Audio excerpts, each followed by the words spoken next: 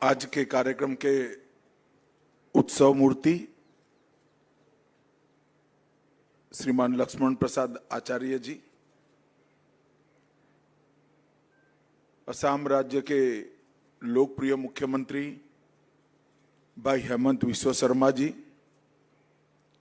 श्री सर्बानंद सोनोवाल जी, केंद्रीय मंत्रिपरिषद में मेरे साथी, असम के पूर्व गवर्नर और पंजाब के वर्तमान गवर्नर श्री गुलाब चंद कटारिया जी, जगदीश मुखी जी, माननीय पूर्व राज्यपाल असम श्रीमान बनवारीलाल पुरोहित जी, माननीय पूर्व राज्यपाल असम श्री रंजीत कुमार दास, मंत्री सामान्य प्रशासन असम सरकार श्री रवि कोटा जी, असम के मुख्य सचिव जी, और आज छोटे से परंतु बहुत महत्वपूर्ण कार्यक्रम में उपस्थित सभी भाइयों बहनों को मेरा नमस्कार, प्रणाम। एक प्रकार से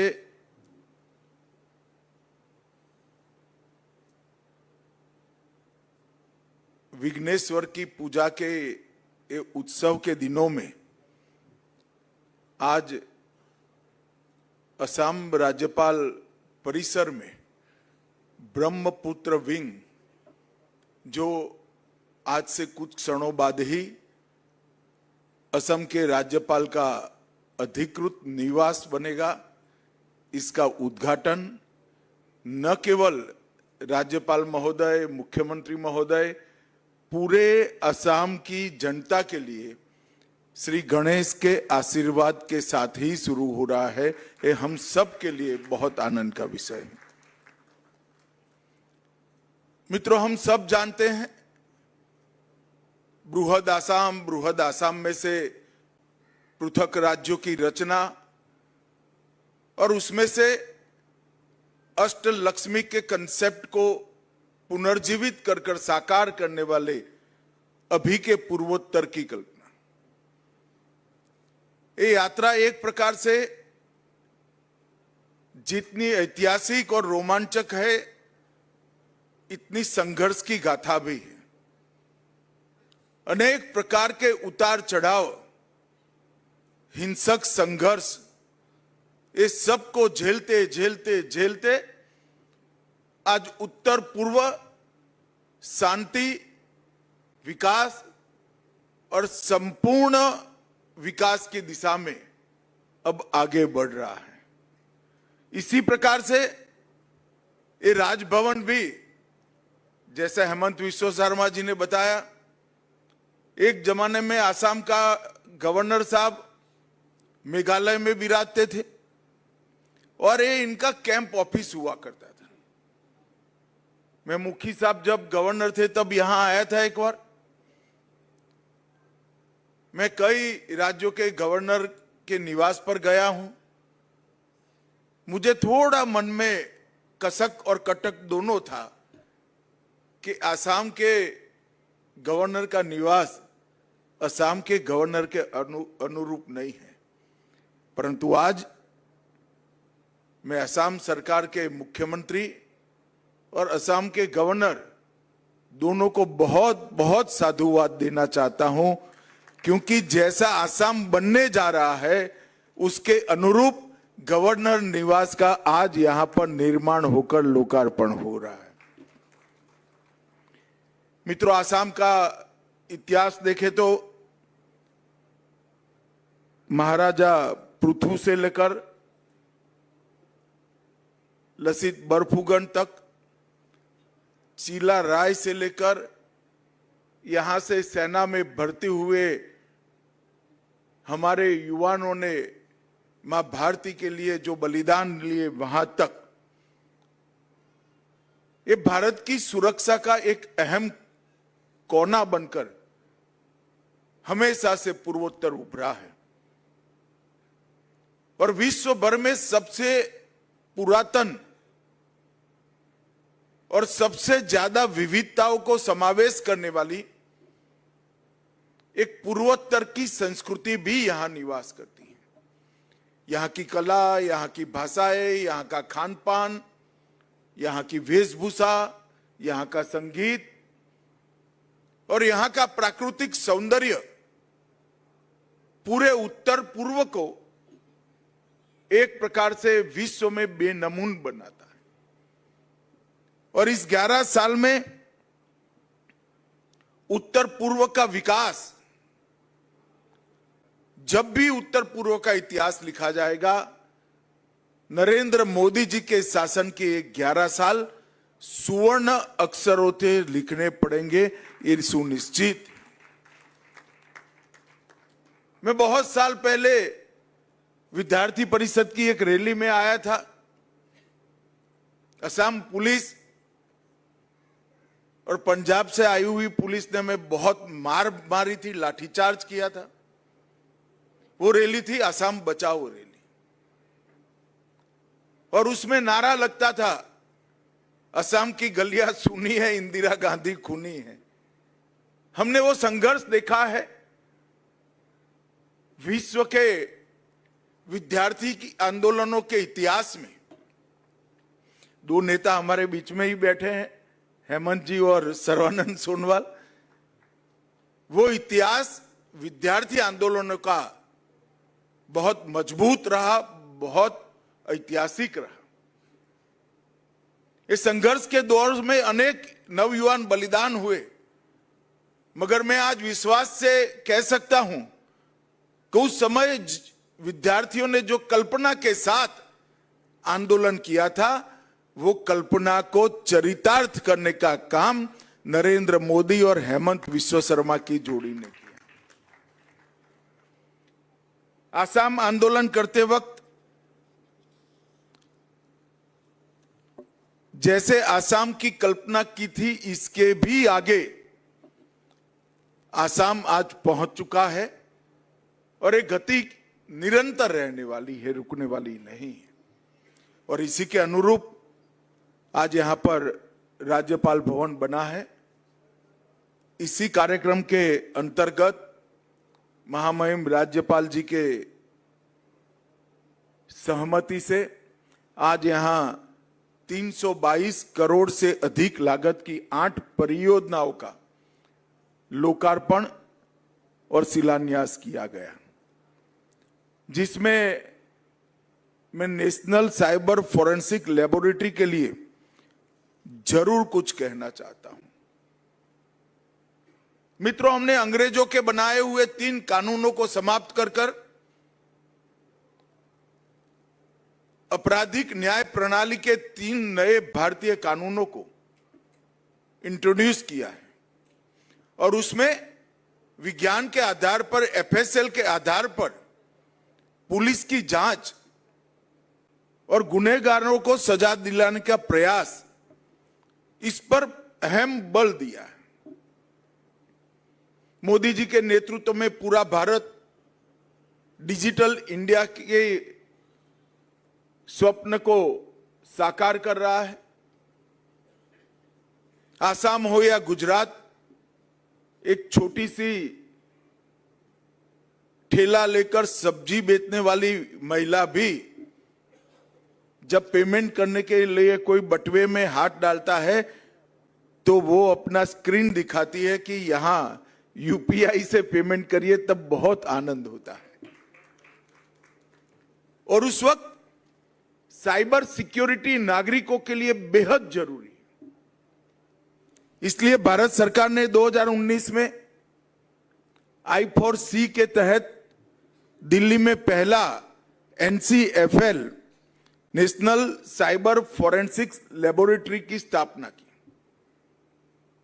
जो नागरिकों को अपनी गाढ़ी कमाई साइबर फ्रॉड वालों से बचाने के लिए मदद करती है।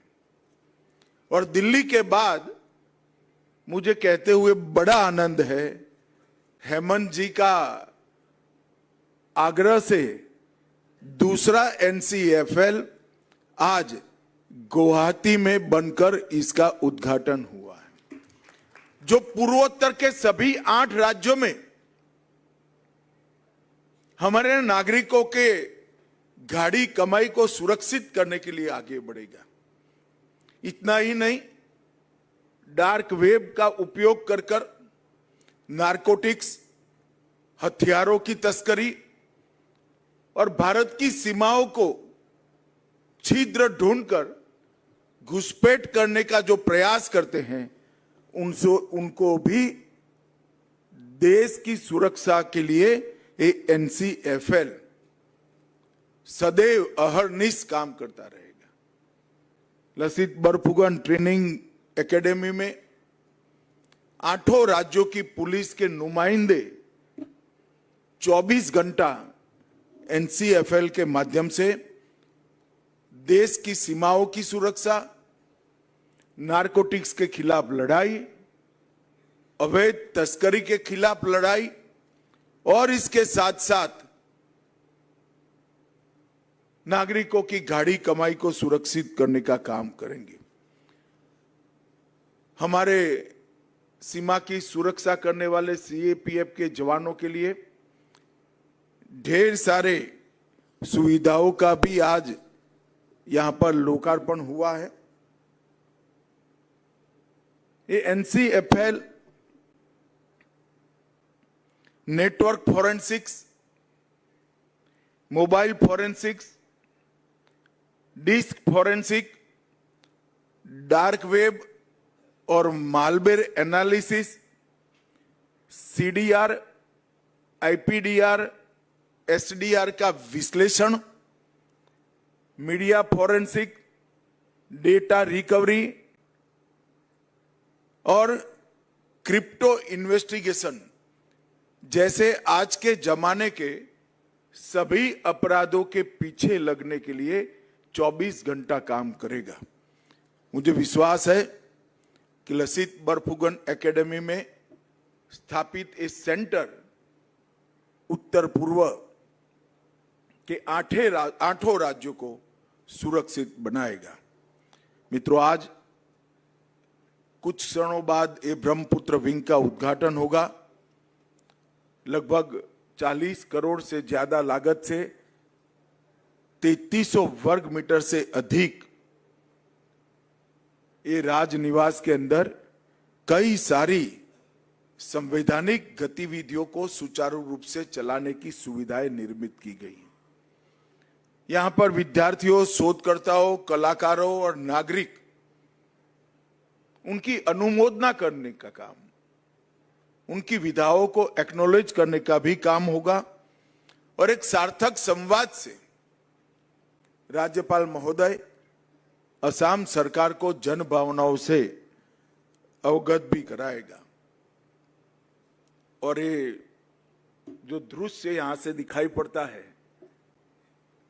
सागर जैसे ब्रह्मपुत्र को देखकर मैं लक्ष्मणाचार्य जी को कहना चाहता हूं, सबसे भव्य और सबसे सुंदर राजभवन आपके भाग्य में आया है, असम के राज्यपाल में आया।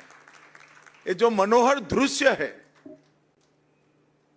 वो सबकी थकान दूर करने वाला, सबकी चिंताओं का शमन करने वाला और जल से हमेशा नया उत्साह का सृजन होता है, उत्साह को बढ़ाने वाला है। मैंने आते आते देखा, हेमंत जी काम तो करते हैं पर दिखाने का कोई मौका भी नहीं छोड़ते हैं।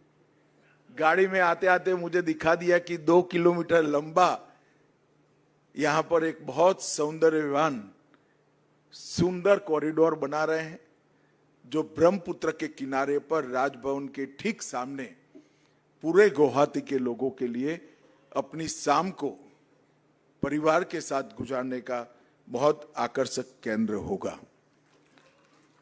ये बहुत लंबी यात्रा के बाद यहां पर आज एक सुंदर राजनिवास का लोकार्पण हुआ है। मैं फिर से एक बार हेमंत जी को उसको दूरदृष्टि के साथ बनाने के लिए और इसमें रहने वाले पहले राज्यपाल के रूप में लक्ष्मणाचार्य जी को बहुत बहुत शुभकामनाएं और बधाई देना चाहता हूं। मित्रों, 11 साल में मोदी जी ने इस देश के अंदर हर क्षेत्र में आमूलचूर परिवर्तन किया है। देश की बाहरी सुरक्षा हो, देश की आंतरिक सुरक्षा हो, देश के युवाओं को स्टार्टअप के माध्यम से विश्व भर के युवाओं के साथ दो दो हाथ करने का मौका देना हो, दुनिया भर में भारत को उत्पादन का हब बनाना हो, विश्व प्रसिद्ध इंफ्रास्ट्रक्चर का निर्माण करना हो, पूरे देश को 24 घंटा बिजली देने के लिए पर्याप्त बिजली का उत्पादन करना हो, 25 करोड़ गरीबों को गरीबी रेखा से बाहर लाना हो, या 10 साल के अंदर ही देश के 60 करोड़ गरीबों को घर, बिजली, शौचालय, नल से जल, गैस का सिलेंडर, 5 लाख तक का स्वास्थ्य का पूरा खर्चा और प्रति व्यक्ति 5 किलो अनाज प्रति माह देना हो। हर क्षेत्र में मोदी जी ने परिवर्तन लाया है। न केवल नीतियां बनाई, नीतियों को जमीन पर उतारने का काम किया है, और उसके कारण देश भर में जो हर क्षेत्र में प्रगति हुई है, दुनिया इसको अचंभित होकर देख रही है। और पूरी दुनिया में भारत के साथ साथ हमारे प्रधानमंत्री का भी सम्मान बढ़ा है। 27 देशों ने मोदी जी को अपने सर्वोच्च नागरिक सम्मान से सम्मानित किया है। वो भारत के लिए गौरव का विषय है। और एक ऐसा प्रधानमंत्री जिनको पूरी दुनिया सम्मानित करती हो, मगर भारत की राजनीति में कांग्रेस के नेता राहुल गांधी ने जिस प्रकार से घृणा और तिरस्कार की नकारात्मक राजनीति की शुरुआत की है, उसका निम्न स्तर का एक प्रदर्शन उनकी घुसपैठिया बचाओ यात्रा में देखने को मिला। एक घुसपैठिया बचाओ यात्रा जो उन्होंने बिहार में निकाली है, उसमें राहुल गांधी के स्वागत के मंच पर से नरेंद्र मोदी जी की स्वर्गीय माता जी के लिए अपशब्द बोलकर सबसे घृणित काम कांग्रेस के नेताओं ने किया है। मैं आज इस मंच से राहुल जी ने जिस प्रकार से घृणा की स्तर बगैर की राजनीति की शुरुआत की है, उसकी और प्रधानमंत्री नरेंद्र मोदी जी की स्वर्गीय माता जी के लिए जो अपशब्द कहे गए, उसकी मैं हृदय से निंदा करता हूं। और मैं पूरे देश की जनता को भी कहना चाहता हूं कि जिस प्रकार की राजनीति, मुद्दा विहीन विरोध की राजनीति, नकारात्मक राजनीति, घृणा की राजनीति श्री राहुल गांधी ने शुरू की है, वो हमारे सार्वजनिक जीवन को ऊंचाई नहीं देगी, गर्त में ले जाएगी। और ये आज से नहीं है।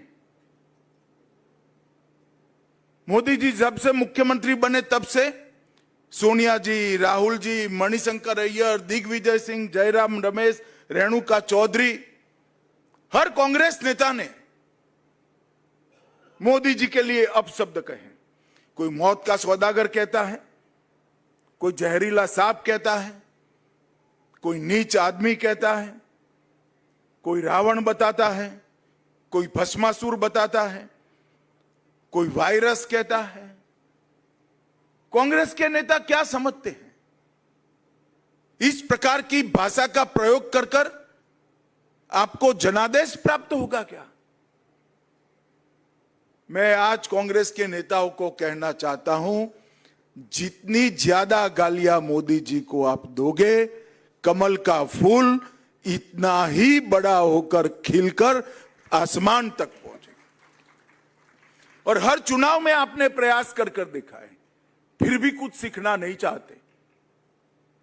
हर चुनाव में गाली दिया, मुंह की खाई, और फिर विजय को झुठलाने के लिए एक घुसपैठिया बचाओ यात्रा लेकर ये निकले हैं। एक घुसपैठिया बचाओ और कुछ नहीं है। ये यात्रा घुसपैठिए को बचाने के लिए यात्रा है, अपनी वोट बैंक को प्रोटेक्ट करने के लिए यात्रा। मैं देश भर की जनता को पूछना चाहता हूं, कोई भी लोकतांत्रिक राष्ट्र, लोकतंत्र का आत्मा चुनाव होता है। अगर घुसपैठिए मतदाता सूची में घुसकर चुनाव को प्रदूषित करे तो कोई राज्य, कोई राष्ट्र कैसे सुरक्षित रह सकता है? और कांग्रेस पार्टी ने जो शुरू किया है, देश भर की जनता अचंभित और दुखी होकर इनके कुत्सित प्रयास को देख रही है। मुझे मालूम है कि प्रयास को जनता का समर्थन नहीं है, परंतु 2 दिन पहले जो हुआ, इसने सारी सीमाएं लांघी। मोदी जी की माता जी का जीवन, एक गरीब घर में अपने सभी संतानों को संस्कारित कर कर ऐसे स्तर पर पहुंचा जाए कि बेटा विश्व का नेता बने, ऐसे जीवन को अपशब्दों से बोलना, ये भारत की जनता कभी सहन नहीं कर सकती। और इससे ज्यादा राजनीति में सार्वजनिक जीवन का कोई पतन नहीं हो सकता। मैं फिर से एक बार कांग्रेस के कुत्सित प्रयासों की घोर निंदा करता हूं, और मैं आग्रह भी करना चाहूंगा राहुल गांधी जी के कि जरा भी शर्म बची है तो मोदी जी की, उनकी स्वर्गीय माता जी की और देश की जनता की जरूर माफी मांगे आप। खैर, ईश्वर सबको सद्बुद्धि दे। आज अच्छा दिन है, हमारे लक्ष्मणाचार्य नूतन गुरु में प्रवेश कर रहे हैं। आज मैं आसाम की पूरी जनता को नए राजभवन के लोकार्पण पर, गणेश वंदना के ये समय में ही ये लोकार्पण हो रहा है। ये नए राजभवन का प्रवेश आसाम की विकास के आड़े जो भी विघ्न होंगे, विघ्नहर्ता जरूर उसका हरण करेगा। मेरी बहुत बहुत शुभकामनाएं। वंदे मातरम। भारत माता की जय। महोदय, आपके सारगर्भित शब्दों के लिए हम आभार व्यक्त करते हैं। उपस्थित महानुभावों से निवेदन है कि कृपया करतल ध्वनि से